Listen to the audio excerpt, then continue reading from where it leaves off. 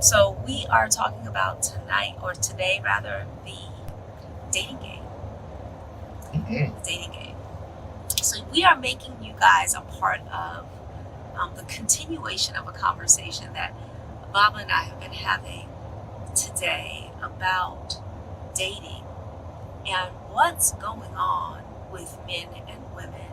So let's start off with the first thing, which I started to actually post, and I probably will post it after our live, but it was something that I said, and Baba said, "Ooh, they're not ready. They're not ready for that." Which is that there is no such thing as masculine and feminine energy. Mm-hmm. What? I'm gonna say it again. There is no such thing as masculine and feminine energy. Energy is just energy. Mm-hmm. It's just energy.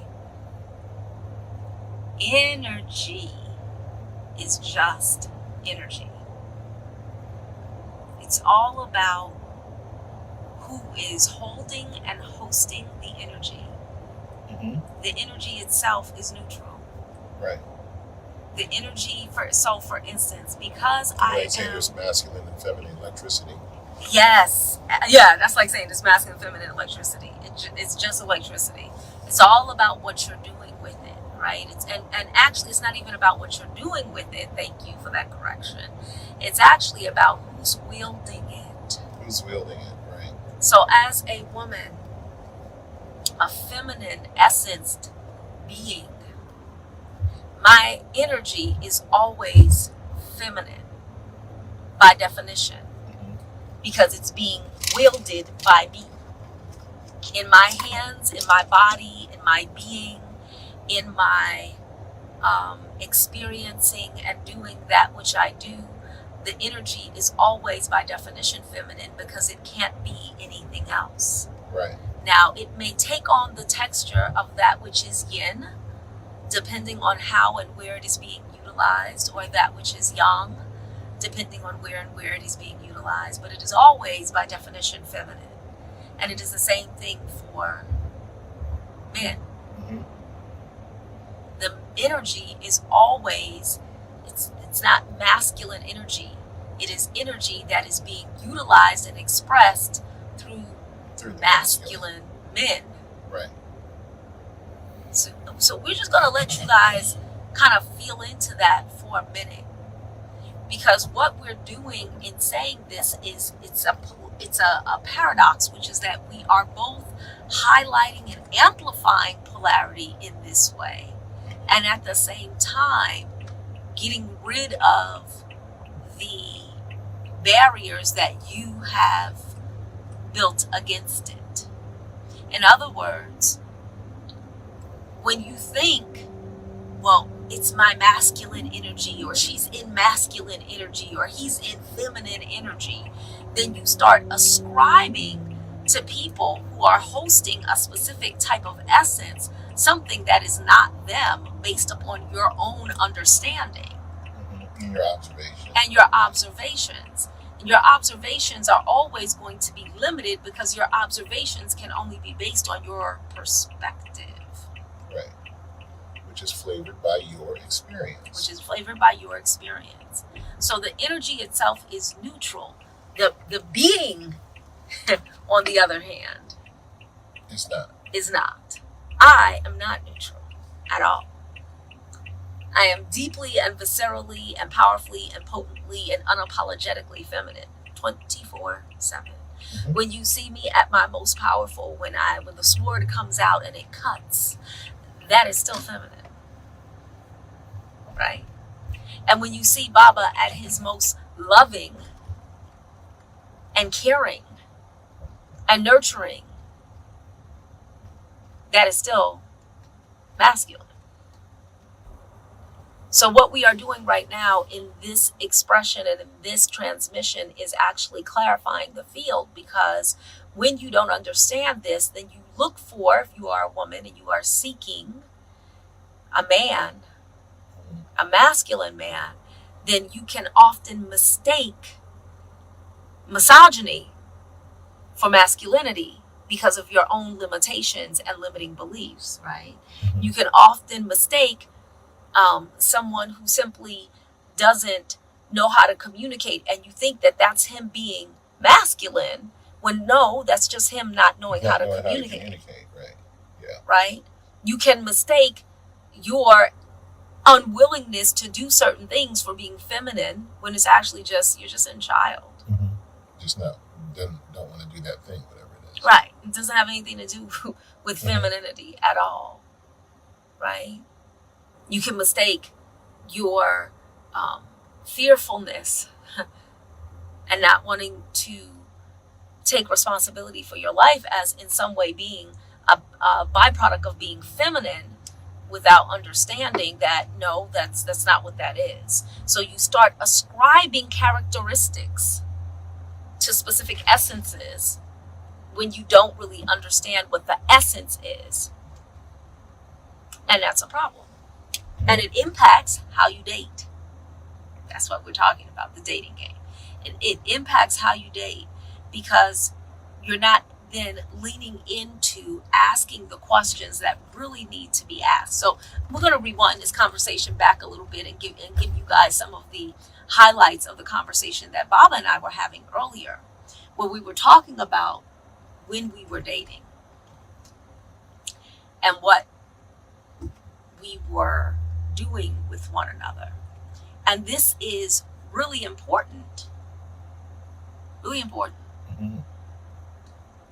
So one of the things was that this is our, each of us, we have both been married to other people, right? So this is our second marriage.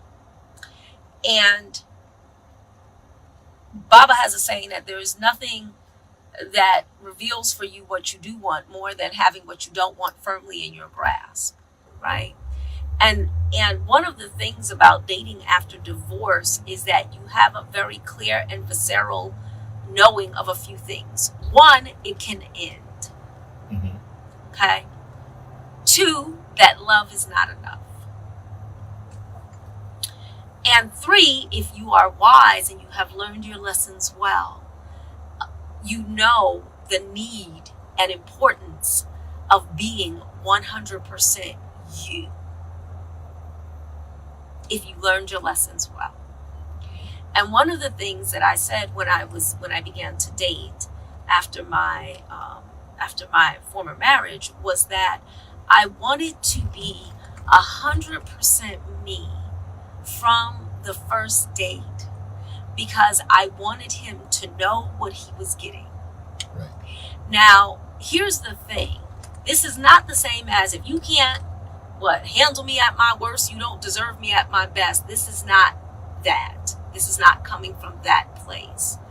This is coming from the place of, I knew, and I still know, that I am a person who has a lot of interests, that I am quirky and different and unique, and I look at the world in a very specific way that's not, I don't go along with the status quo. There's nothing about me that is like, oh, like this is just the way people are. That's not me.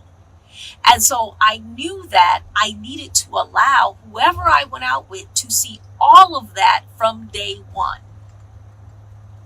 because then I have the certainty that when he says, I love you, when he says, I want to court you, I want to be with you, that I don't have any, like, well, is he being honest or not? You know, because if you've ever experienced that and you're wondering if that's really true, it's because you know deep down inside that you haven't been 100% you with him.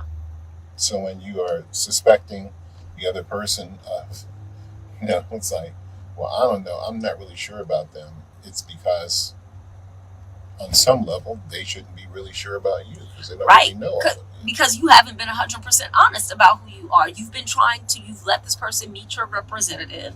And this shows up differently between men and women.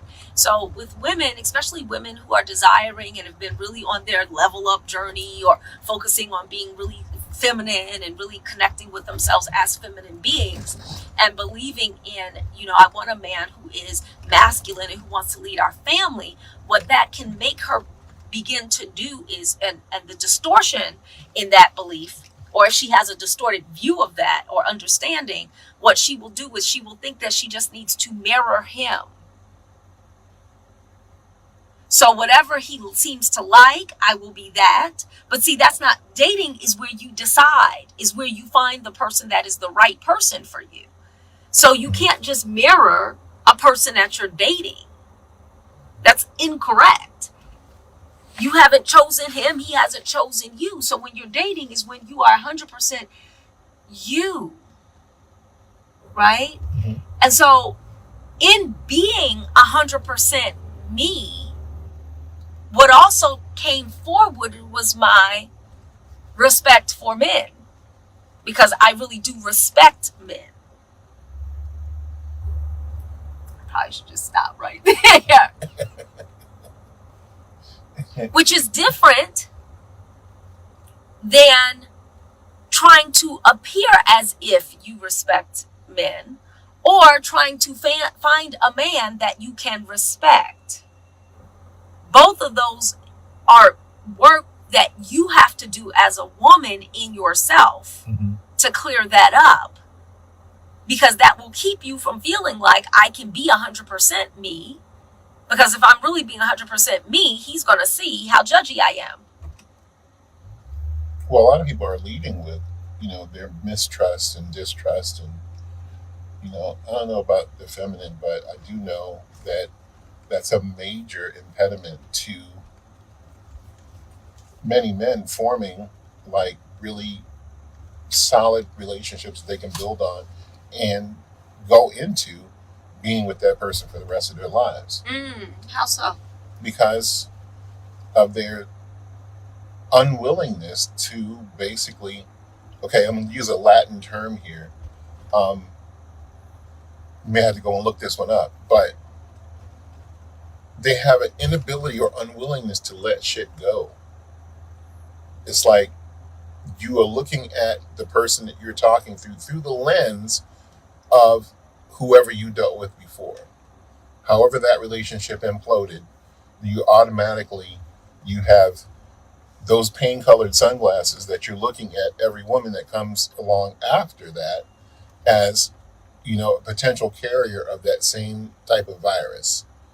So if you discovered in your previous relationship that the person had anger issues, for instance, was always going off about something or other, and then the relationship tanked, right? Then the next person you talk to, while you may not suspect her of having anger issues, or you probably do, then you would think that, I know that she's got something going on, with some kind of emotional whatever. So you're already bringing that. You're already bringing that forward, or if the reason why you broke up with your ex was because of, infidelity or something like that, then you are hypersensitive to that, and you bring that forward into your next interaction, because you're like, well, I need to some guys go into hypervigilance.